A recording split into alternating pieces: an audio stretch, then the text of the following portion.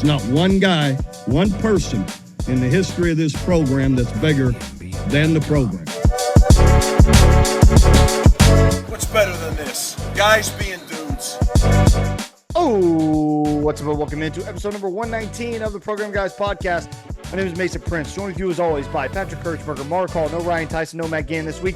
Today is Tuesday, April 23rd. Be sure to like, subscribe on our YouTube channel. You can also follow us on all of our social media at Program Guys with a Z on Facebook, Twitter, Instagram, Be Real, TikTok, all of the good stuff. TikTok blows up during the season, folks. Stay tuned to the TikTok. Stay tuned, baby. TikTok goes Patrick, wild. I gotta real fast. Patrick handles a lot of the social on anything that's not Twitter. Pat, when is the Program Guys OnlyFans getting started? Good idea. Never. What's the pilot for that? No, Never? Oh, Or man. talk to Matthew Gann. I don't know. quick Either never. or. Quick never. I'll tell you what. All right. Matt do some numbers. Dude, He would. I think we could do great premium content. We That's could. all I'm saying. We could. I think we truly could. I agree. You can find us on all of the audio platforms, Spotify, Apple Podcasts, Google Podcasts as well. Rate us 5 stars. Leave us a review. We love that. Also, if you're watching this video on YouTube, leave us a comment as you're watching along. Love reading along to your comments as well. Gentlemen, how we living? The spring game is in the rearview mirror. That's going to be the bulk of this episode, kind of breaking down what we saw at the spring game. But how we living other than that? Anybody go to the spring game? I don't think so. No, Right? We did not. Program guy Nope. Connor Borland, I saw went, took his lovely wife and daughter. How cute. Very cute. So they went. But in terms of the program guys, we did not have boots on the ground at the game. But Not this time. not this time. But weather might have been a factor for the boys. You know, we might be getting soft in our older age, I might say. If I hadn't been out of town for 5 weeks before True. that, I Yeah, probably true. would make the trip. But that's True. I can't give up a weekend of rest for that. I I support that. did pick my bachelor party around last weekend, Uh-huh. so the boys could make it if possible this weekend. Yeah, So what a guy. I did my part, kind of, You did.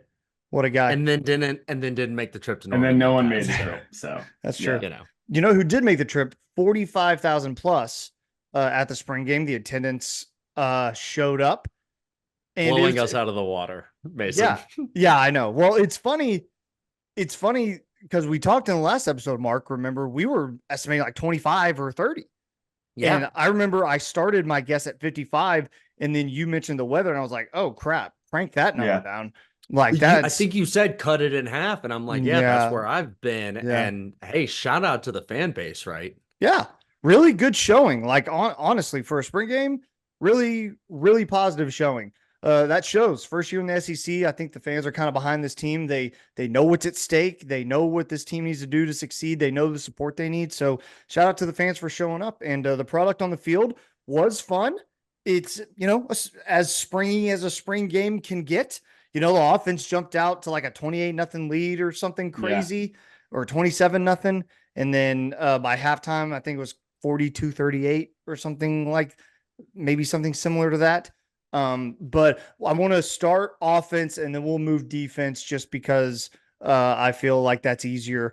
But on the offensive side of the ball, what kind of stuck out to you guys the most out of what we saw there? Mark. So yeah, I have 2 position groups that Right. that really stand out to me.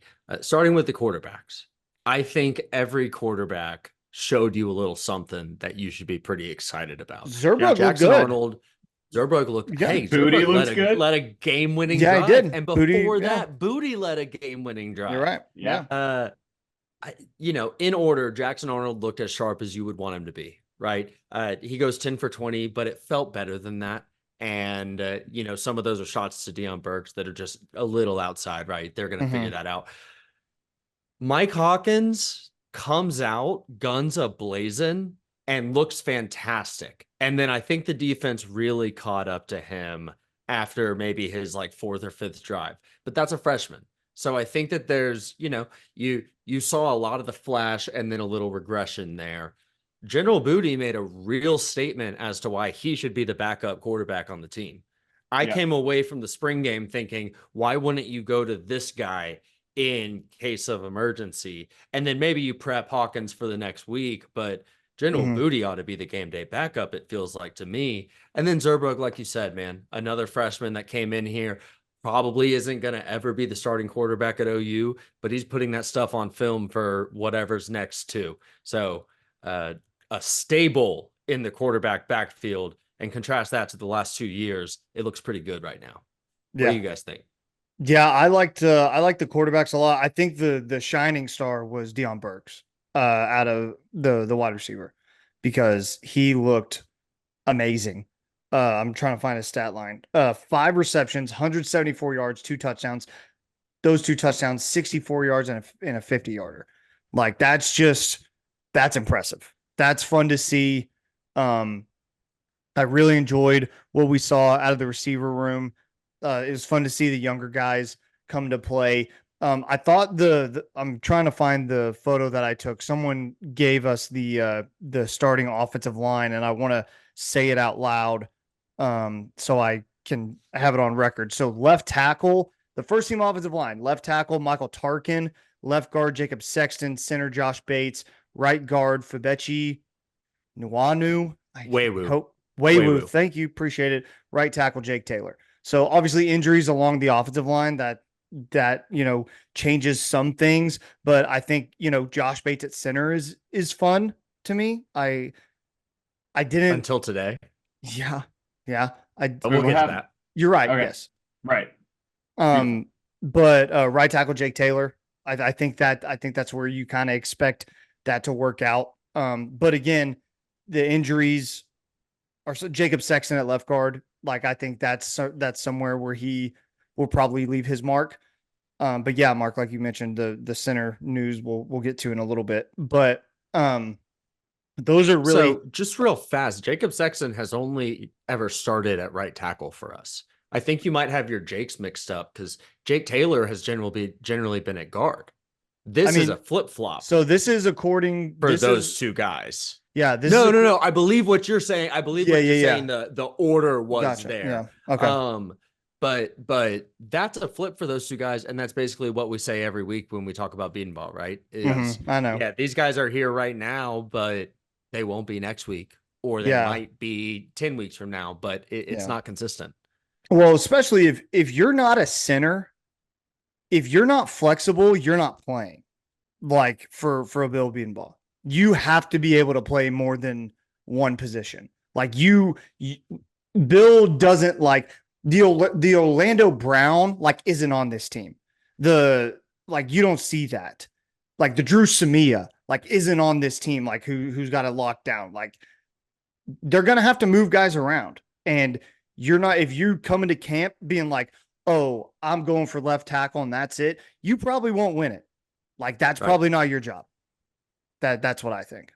We don't have anyone on the remaining on the offensive line that can lay claim to a position like that. It's new blood just about everywhere. Yeah. Patrick, what'd you see, brother? Yeah, I don't know. With regards to the quarterbacks, I was super happy overall. I felt a little, and I think this is because I'm being very critical of Jackson Arnold, but I felt a little underwhelmed. I didn't see a big progression from the bowl game to the spring game, in my opinion. He had Deion Burks, and it was cool and it was great, but sometimes he didn't. 10 for 20 is not great, in my opinion. I agree with that. There was some passes over the middle that you can't miss that he did miss, and I'll give you that. And sometimes where he should have ran and didn't, and I get it. He can only be touched, so why are you running in the spring game anyway? But I don't know, man. The jury's still out, in my opinion. Very pleased with Michael Hawkins.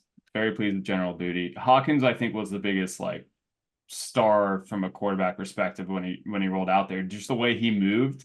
I love the way he moved. He's very quick.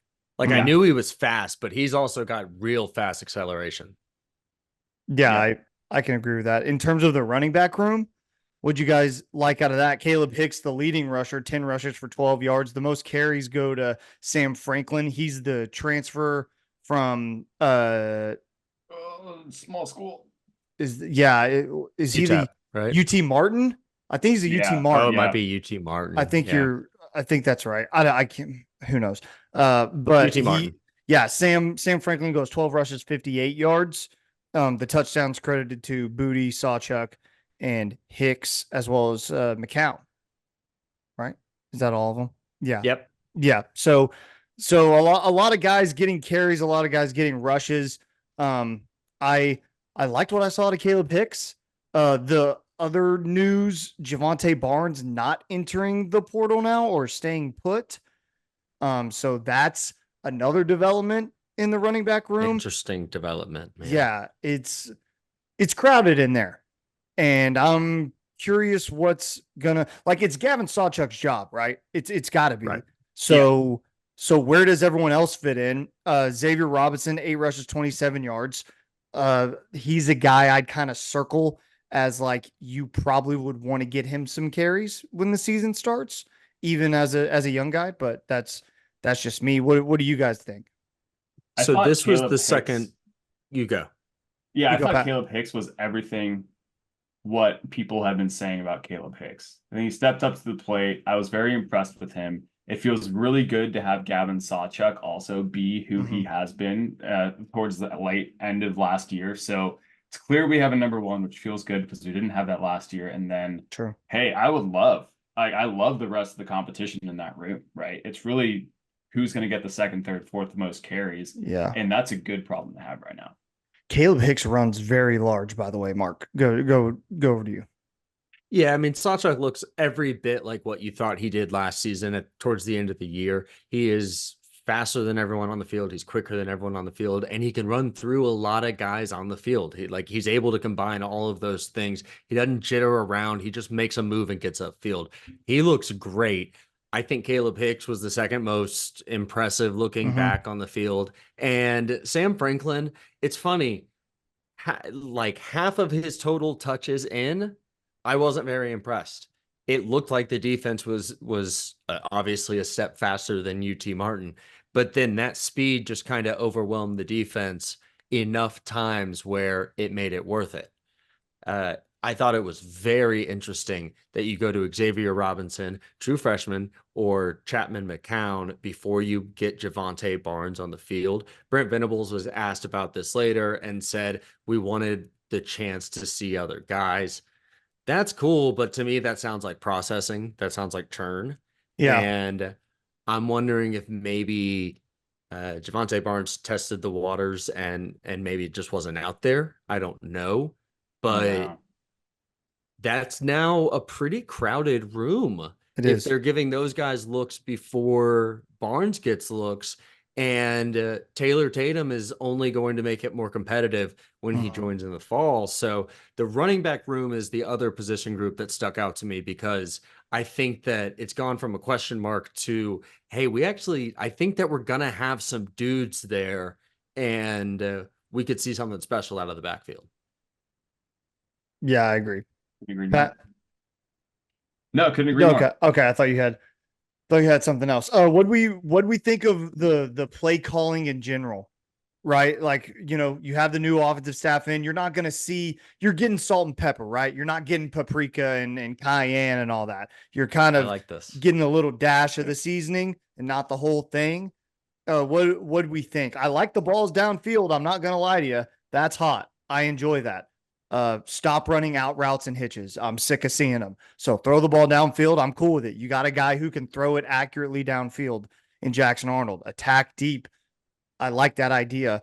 And make defenses kind of bail out a little bit. And then you hit them with the crowded running back room you have, fresh legs constantly trying to churn in there and hit that front seven.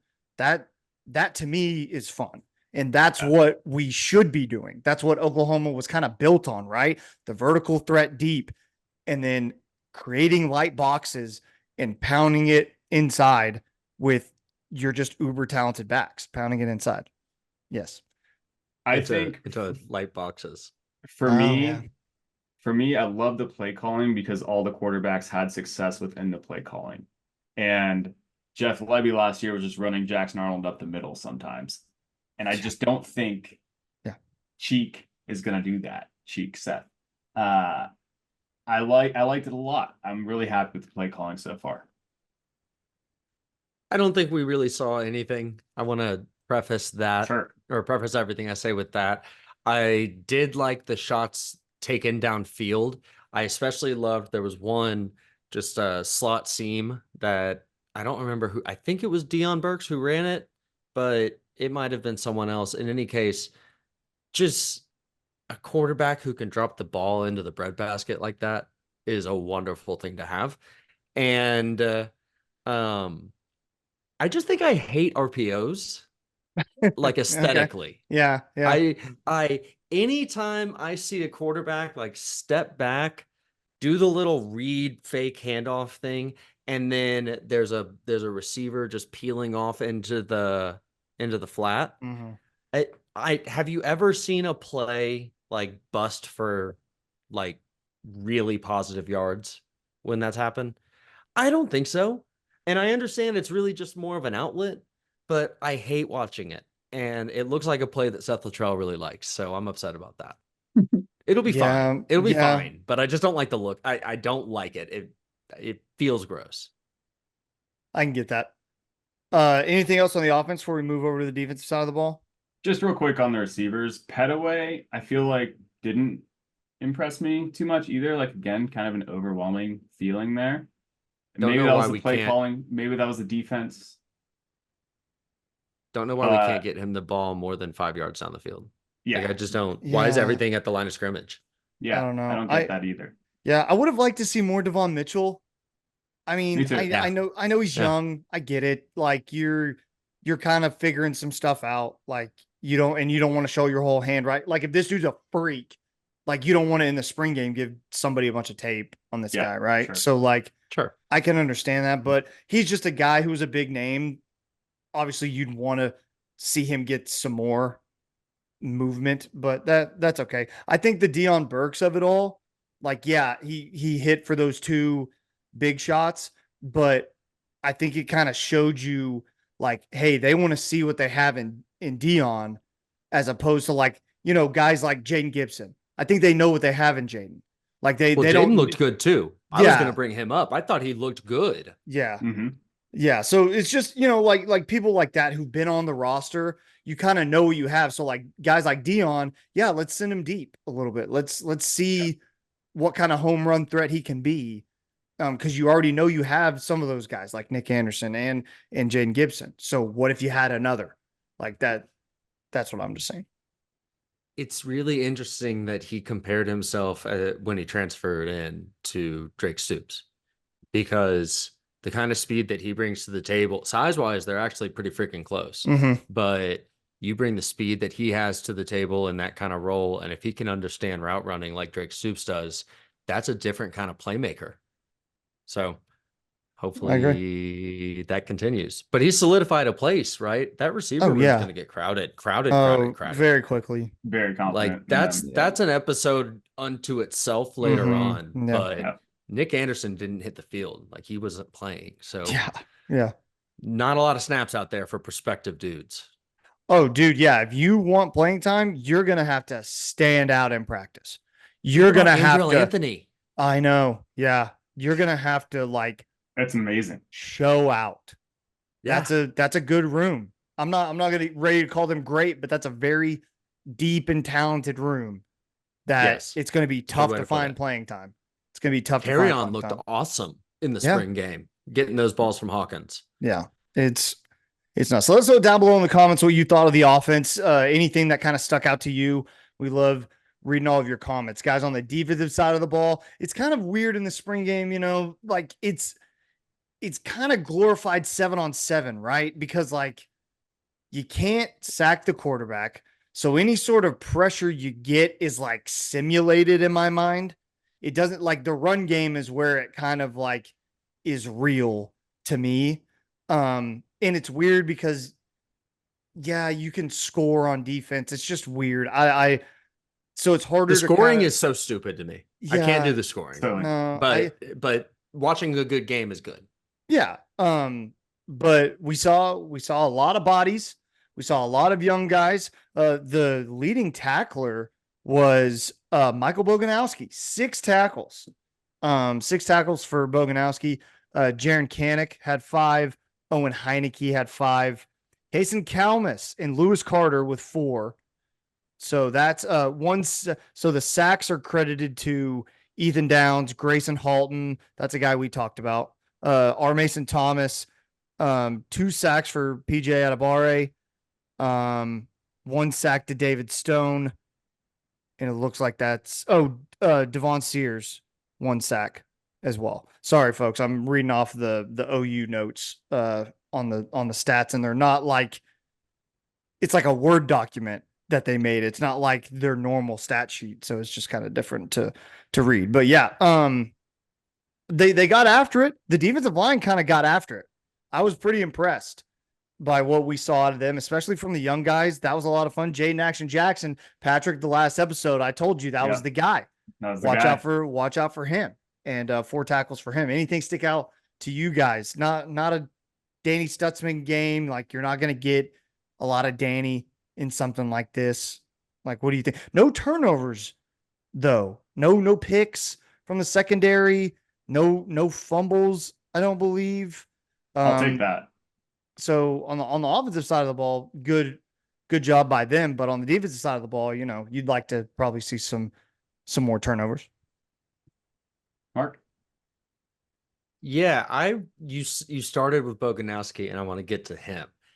That dude is ruthless, for one thing, right? That 2 flags at least, I think, on hits that he made, and this is an intra-squad scrimmage. So really, really gunning for the homies out there. In fact, at one time I saw one offensive lineman get up in his face and start mouthing off to him. So yeah, the most interesting thing to me, though, is that Michael Boganowski is out there getting snaps that early in this kind of a setting.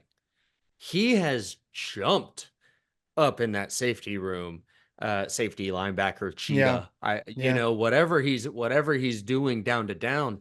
And granted, plenty of guys did not play. Billy Bowman did not suit up. Neither of the starting corners were playing. So, there's different caveats there. But the fact that he got snaps that early there was really interesting to me. And you saw what he had to bring. He's a hitter. He's a freaking hitter. He's not afraid of anyone on the field. So very promising stuff. Got to keep the flags off the field.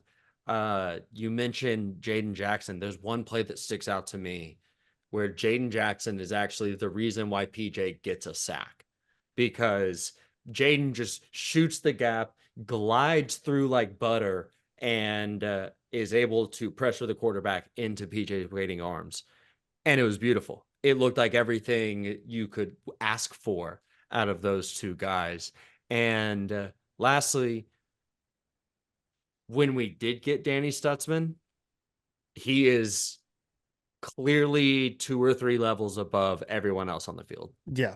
He's stopping everything in his grasp. There's one play where Michael Hawkins is trying to run some kind of option against him or scramble out against him, something, and he just sort of like holds him up real fast. It's like, come on, buddy. Yeah. I knew what you were doing before you knew what you were doing. So I'd say those were my 3 biggest takeaways: is Boganowski snaps in the backfield, Jaden Jackson, and Danny Stutzman just showing himself to be the Butkus Award winner we know he can be.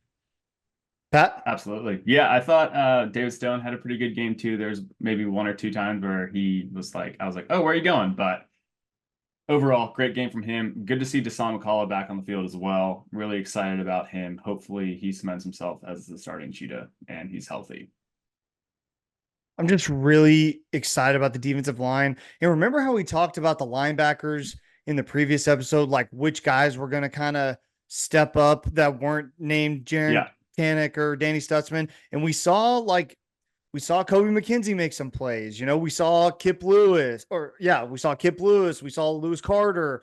We saw guys making plays. Owen Heineke. Yes, exactly. So I like where the linebacker room's at. I'm not ready to like throw flowers at their feet for any reason. I'm not saying that, but we kind of said we wanted to see what that linebacker room looked like, sans Kanek and Stutzman. I think we kind of found out, like, the dudes can play.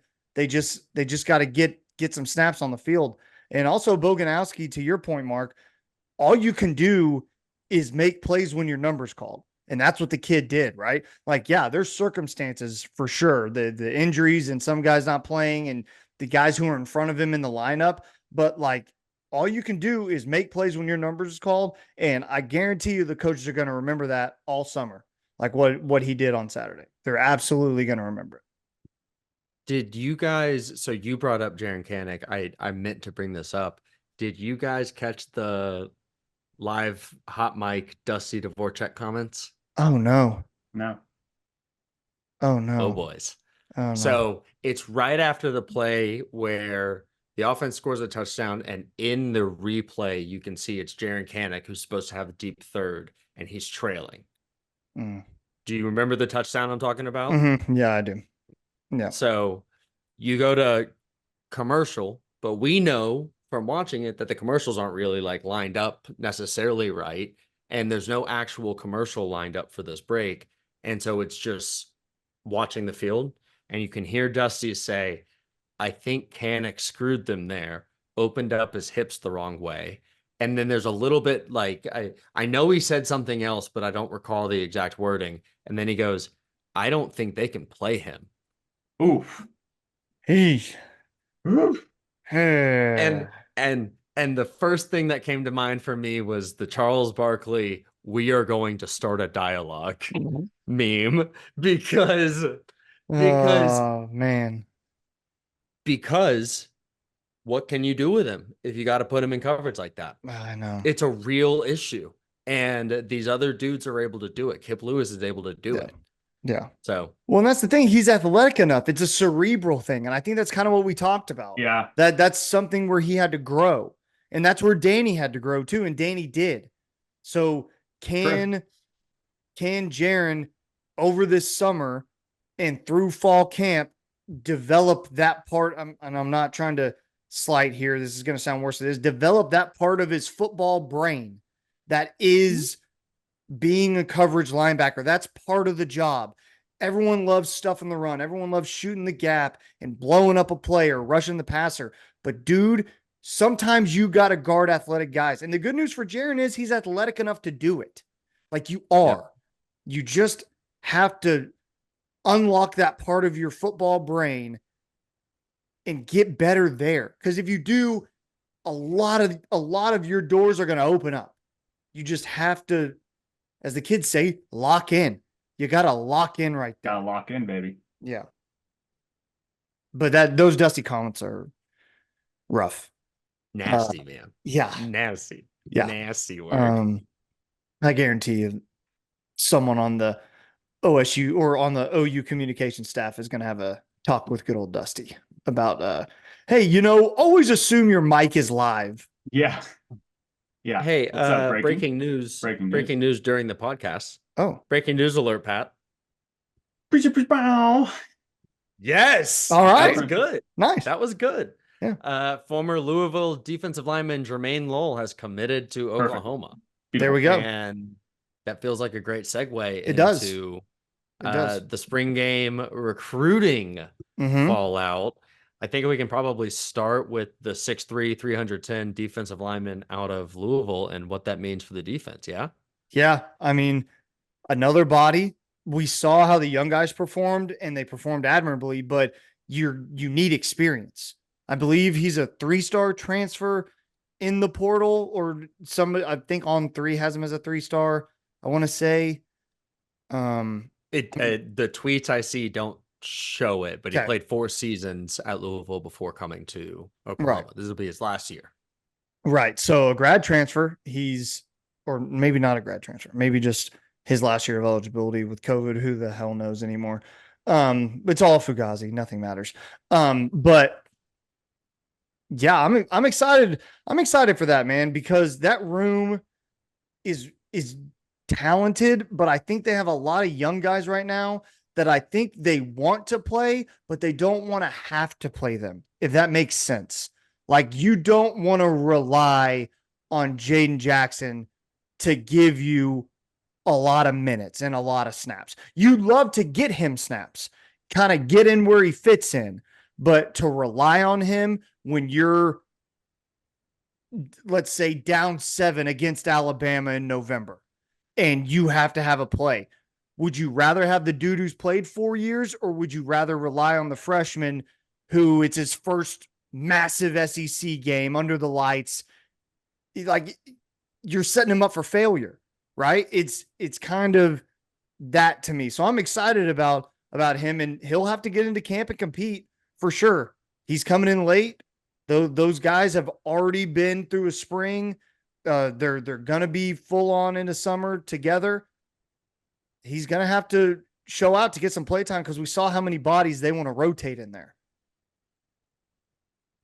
I think there's a chance that this is sort of like the Rondell Bothroyd ad last season, where we had a lot of dudes that you could throw in on the in positions, but you're able to just set Bothroyd there and worry about filling the other spot when Ethan Downs isn't on the field. You know, you can kind of just set and forget.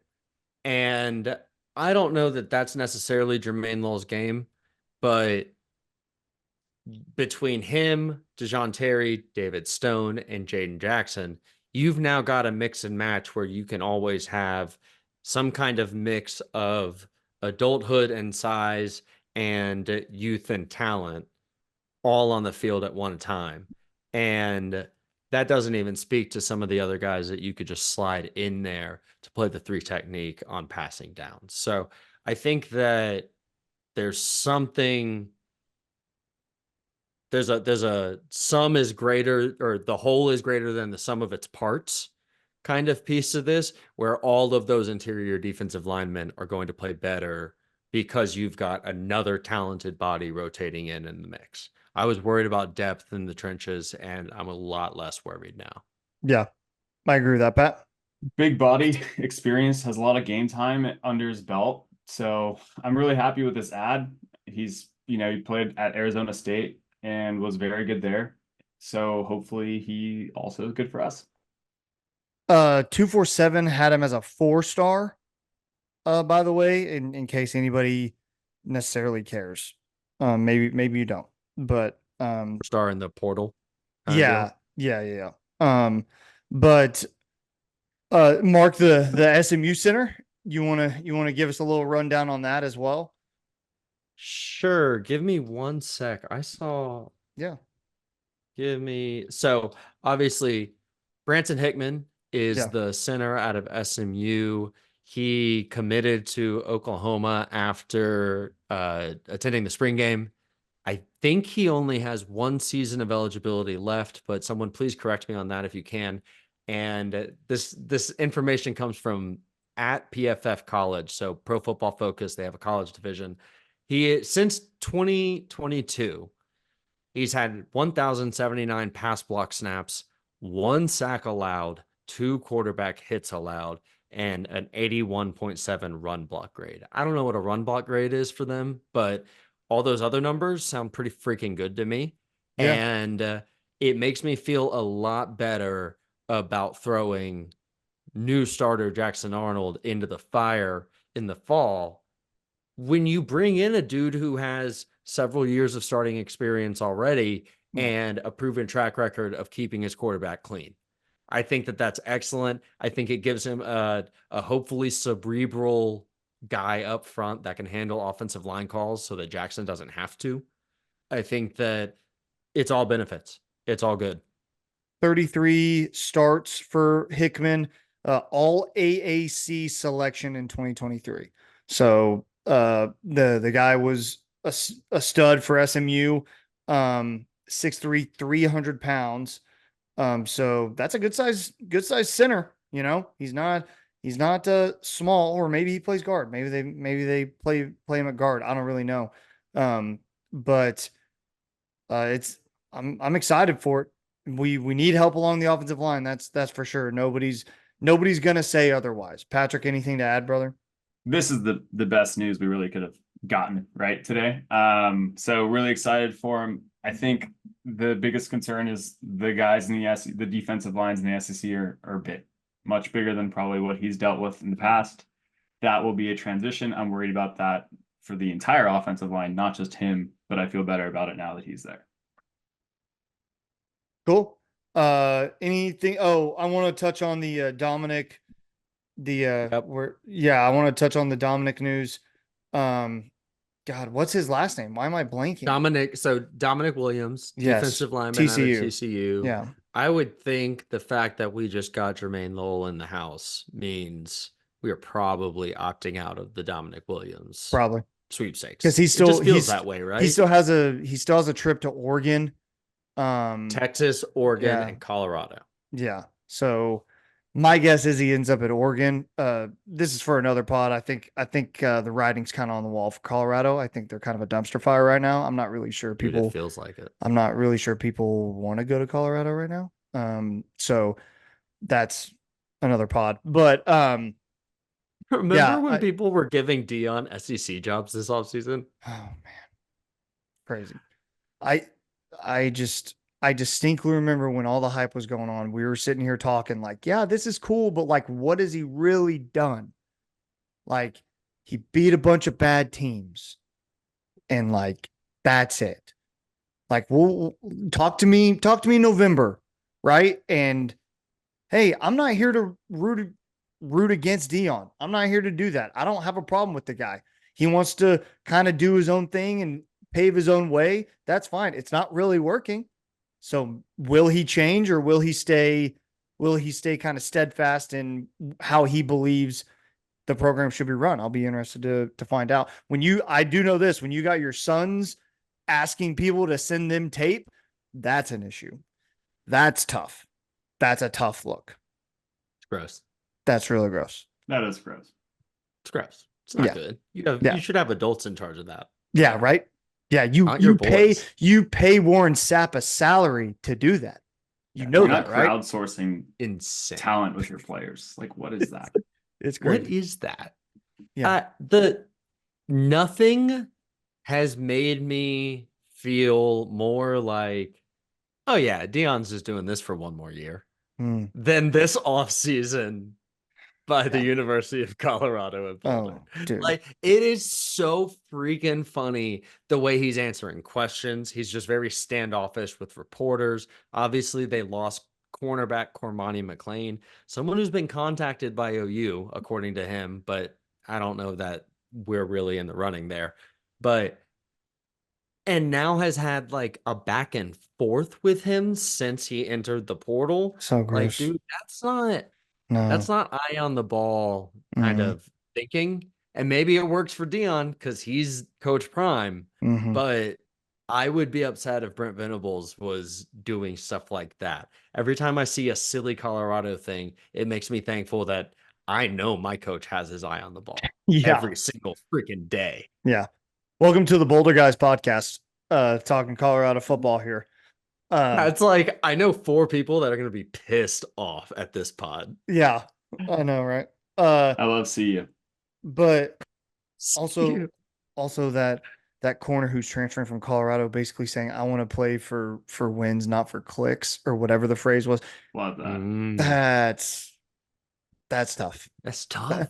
That's tough. And Coach Prime can't say anything because he had Lil Wayne on the sideline. Dude. Like, you did the thing. Yeah. I hope it works out. I'm just not going to root against Dion. Like, I'm not going to do it. Like, he's trying something different. If it works, it works. Doesn't look like it's gonna, but hey, what the hell do I know? College football changes every Monday. It feels like everything's new all the time. It's more fun if it works. I agree. It's way more fun if it works. Way more fun. If they could Let's get some chaos. They could figure it out and run the Big 12. Do you realize how fun that would be? That'd be lit. That'd be so much fun. Just have that team out west stressing people out like for no reason. That'd be sick. That'd be awesome. You're an Iowa State. You're going for an away game in Colorado. You got to check all your kids in the hotel at curfew because there's some stuff in Colorado you don't get in Iowa, man. Oh yeah, dude. It's freaking nuts. Anything else on the recruiting front that we need to touch on? OU offered some like 2026. Got a commit. Yeah, commit. Yes. Zane Rowe, who I don't know anything about because he is a 2027 guy. He just finished his freshman year. Which is unlike what Oklahoma has done. That's I- commitment. That's commitment. 6'5", 220 pounds out of Denton Geyer. So that Denton Geyer pipeline Mhm. is strong. Eli Bowen probably has his ear, and I love it. I Yeah. don't know anything about this dude, but the OU Insider tweet says he's a potential 5-star talent. So to get a commitment that early is very, very cool. Yeah. I don't know anything about him, but I know this. If OU offered him, I believe in Brent Venables and that defensive staff's like ability to analyze talent. I'm about it. I get it on the ground floor. Ryan always says it's hard for him to attach to these guys so early, and it's so early. Like, all right, talk to me in 3 years. Like, we'll see what happens. It's crazy. Yeah. Anybody? I- Anything else on the recruiting front we need to touch on? Did Matt want to circle the wagons? I can't remember didn't if hear he from sent him. us anything. Okay, that's fine. I'm checking to see if there's any other recruiting news that we needed to get to. Nah, not any like commits or anything. Okay. Hey, how disappointed before we move on from spring ball, how disappointed were you guys with Tyler Keltner's missed field goal? Yeah, man, Dude, that sucks. dude, I don't understand. I've seen good kickers. Why is it hard to get good kickers right now? OU's had good kickers. Why is it difficult to get them right now? Are we just not evaluating talent correctly, or are we putting our eggs in the basket of like the wrong people and hoping they figure out how to kick straight? I don't really know, but I don't like it because you're going to have to win by a field goal probably 4 times this year Yeah. if you want to win a game. Yep. And that doesn't make me feel good at all. Not I don't at all. care that it's the spring. I don't care. Figure it out. It's With your gross. first field I don't goal. like it. I don't like it. It's Brent Venables' weakness. It's finding a kicker. Dude, that and time management. Yeah. I Hey, feel he was like better this year. he was. He He was was. better than He that, was. man. He was. You're And right. now that Zach Alley is running that defense, Mm-hmm. he's going to have even more time to focus on it this coming year. Hope he does. Yeah. Hey, now that we're just on it, the departure of Matt Wells, let's keep up with that this year and see if we see some of those errors come back. I think that's an interesting thing to keep track of. That'll be interesting. I'd love to like hear what those headsets sound like during a game because Brent's headset is probably a freaking nightmare. Oh my God. Just people barking in his ear, trying to get his attention while he's yelling at Danny about something he didn't cover correctly. Like, dude, that just makes my head spin. But still I made the sack. Yeah, I have no idea how you even do that. How Especially the for brain power. Brent, who like will yell at Kobe McKenzie for a missed play on a 2nd and 9 that turned into a 3rd and 7. Mhm. And then he like misses the start of the 3rd and 7 because he's so zeroed in on his linebackers that he just can't help but Can't. just stay right here and correct this. Yeah, dude, it's nuts. We'll see. Hopefully it's yeah. all improved this year. Yeah. We have the NFL draft coming up in a couple of days. Some Sooners guys who are on who have the ability to get drafted. I guess that's the word I'm looking for. Eligible dudes that show up on draft boards is kind of how I figured this list out. Yeah. Tyler Guyton, Walter Rouse, Andrew Rame, Drake Stoops, McCabe Tower, Jonah Laulu, Austin Stogner, Rondo Bothroyd, Reggie Pearson. Those are the guys. I've seen a lot of first round grades for Tyler Guyton. I'm intrigued by that.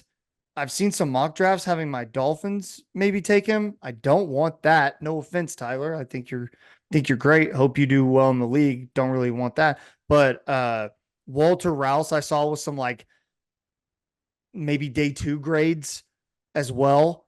And a lot of the guys down the list like that, like Andrew Rame, if he gets drafted day 2 guy or later. As for the rest of the guys, But we'll obviously keep you updated if and when these guys get drafted. Anybody stick out to you guys who you'd like to see get drafted?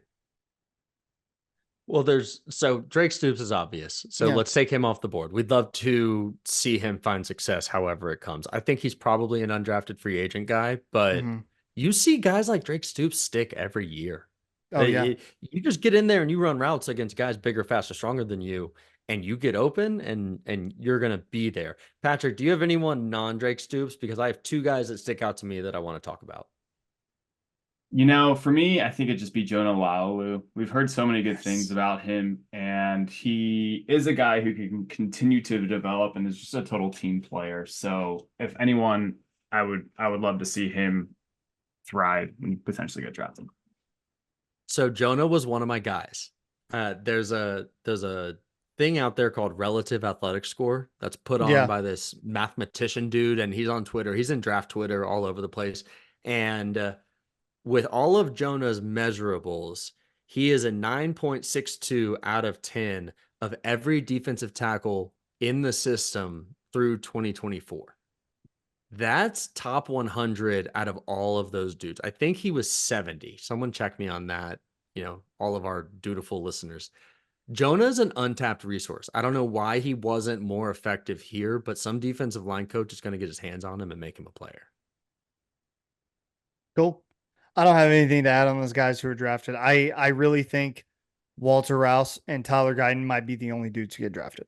I'd be pretty shocked if any of those other guys really. Tyler Guyton was my second guy, and I think he's going to be a better pro than he was for us. I think that you get him. That's what all of the scouts NFL say. You're offensive lineman. Yeah, you're not alone. Our offensive line coach, and it's his job, and like you want to get more money, right? So yeah, if I were you, I would be cool with the Dolphins taking him. If the Falcons somehow trade back and land Tyler Guyton in the 20s somewhere, I'm not crying about it at all. Sure. I mean, that's fine. We're not talking Dolphins. But yeah, wow, I job, think Mason. Look at you. Thank you. I'm growing. I really am. But yeah, let us know down below in the comments what you think of the NFL draft. The guys that we listed. Do you think anybody gets drafted other than the first couple that we mentioned, or Jonah as well? Okay, PGP MVP of the week time. We'll give you our MVPs. Pat, I'll start with you, man. Who's your MVP of the week? Yeah, I'm going to go with Chapman McCount. I think he had a little bit of a Deuce Vaughn moment there during that touchdown. And if he could be anything like Deuce Vaughn for us in the future, I would be ecstatic. Okay. I like the pick. I love the pick. That was so fun.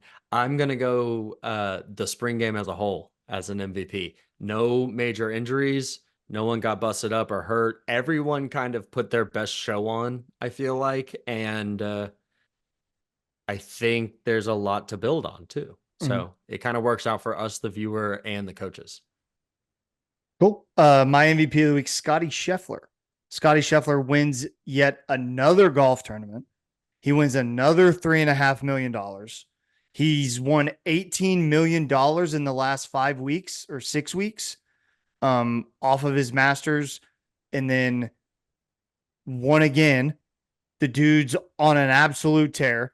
The distance between Scotty Scheffler, first place in the world golf rankings, and second place Rory McIlroy is the same points differential between Rory McIlroy and like 156th. I thought it was like Tiger Woods at 750, but that could have been a joke. No, I think you're right. I think that's correct. The number, I don't know the exact number, but it's very large. It's crazy. And the dude is like, the dude's unreal right now. He's on an absolute tear. So Scotty Scheffler, my MVP. What other sport could we have two different guys pick a Longhorn, the same Longhorn, 2 weeks in a row? Yeah. And it just be like, yeah, but it's golf. It's kind of just golf. Yeah, it doesn't bother you that much. Yeah. If he was walking around the course like throwing horns up or whatever, I'd hate him. But he doesn't. Right. He's just like, Right. yeah, I went to Texas and like that's a thing that I did. Yeah. But like if he was out like doing that or like on the sidelines at OU Texas, like doing that, McConaughey. Yeah. Yeah, I'd be like, yeah, you're a scumbag. But he's not. He's nice. He's a good guy. He's a good Seems guy. great. He does Yeah. seem great. He Yeah, just he's doesn't funny. care. He's just winning. Yeah, Right. dude, it's nuts. It's so crazy. Okay, anything else before we get out of here, boys? Cool. Nope. Be sure to like, subscribe to the YouTube channel, and follow us on all of our social media at Program Guys with a Z. You can find us on Spotify, Apple Podcasts, Google Podcasts, all of that good stuff. That's going to do it for this week's episode. We'll see you next week. Boomer Sooner, take us out, Pat. Keep pushing it, baby. 3, 2, 1, go!